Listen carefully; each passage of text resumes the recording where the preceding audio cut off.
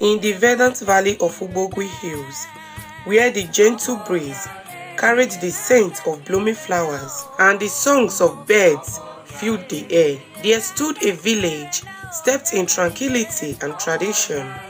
The villagers of Ubogui Hills were known for their strong sense of community, their respect for nature, and their reverence for the spirits that watched over their land. Among the villagers were men and women of great virtue and integrity, whose deed of kindness and compassion had woven itself in the tapestry of the village history. They were honored and respected for their wisdom, their generosity, and their unwavering commitment to upholding the values of love and respect that defined their community. The maidens of Ubogui Hills were no less remarkable, their beauty a reflection of purity and grace that resided in their hearts.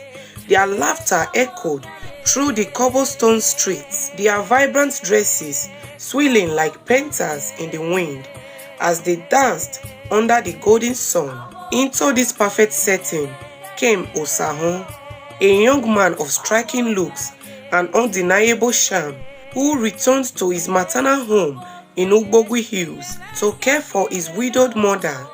Osahon's arrival caused a stir among the villagers, especially the maidens, who were captivated by his rugged features, his piercing gaze, and his confident appearance. At first, Osahon seems like a welcome addition to the village, his presence bringing a spark of excitement and interest. However, as time passed, his true nature began to reveal itself.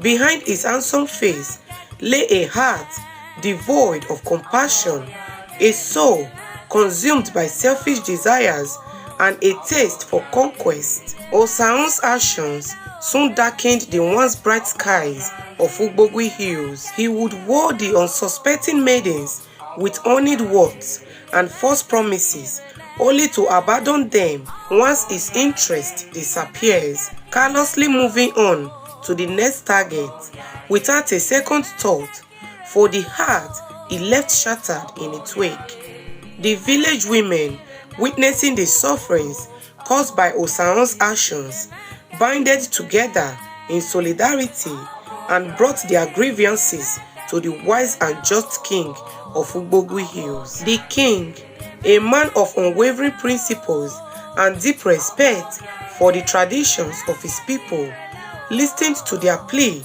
with a heavy heart and summoned Osahon to his palace. In a stern voice, tangled with sorrow, the king admonished Osahon and warned him of the consequences of his reckless behavior. He beseeched Osahon to mend his ways, to honor the virtue and dignity of the maidens he had wronged, and to seek redemption before it is too late. But Osahon, blinded by his own arrogance and driven by his insatiable taste for power and pleasure, scoffed at the king's warning and continued his destructive path. His actions grew bolder and more shameless. His disregard for the sanctity of love and honor, a stain on the fabric of the village harmony. One fateful day, as Osahon roamed the outskirts of the village in search of his next target, he crossed paths with Uki, a young priestess known for her unwavering devotion to the gods and her purity of heart.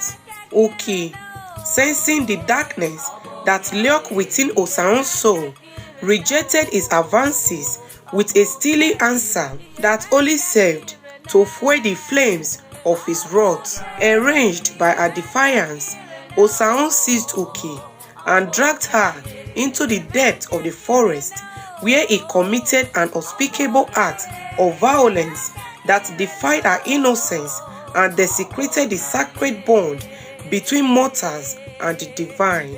As Osahon's wicked deed echoed through the trees, a thunderous roar filled the air, and a blinding light descended upon him, casting him to the ground. In a heap of broken pride and shattered illusions, The gods, in their infinite wisdom and unfathomable wrath, had judged them unworthy of their mercy and had delivered their verdict with a swift and unyielding justice. The news of Osahon's death spread like a wildfire throughout the village, filling the heart of the villagers with a mixture of dread and shock.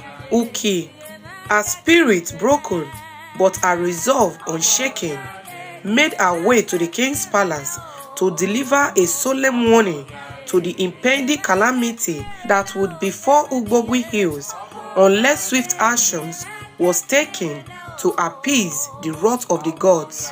The king, his brows frowned with concern and his heart heavy with sorrow, convened a council of elders and wise men to discuss the best course of action to avert the impending disaster.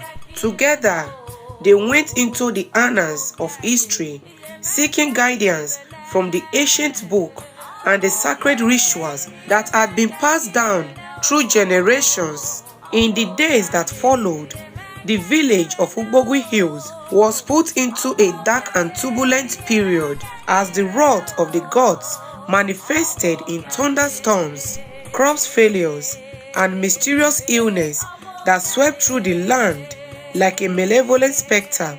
The once thriving field lay barren. The once joyful songs of the villagers turned into a mournful lament, and a pile of despair settled over the once tranquil village. The king and the village elders carried all the items for the sacrifice to the shrine of the priestess. They did all the sacrifices, and peace, unity returned to the land.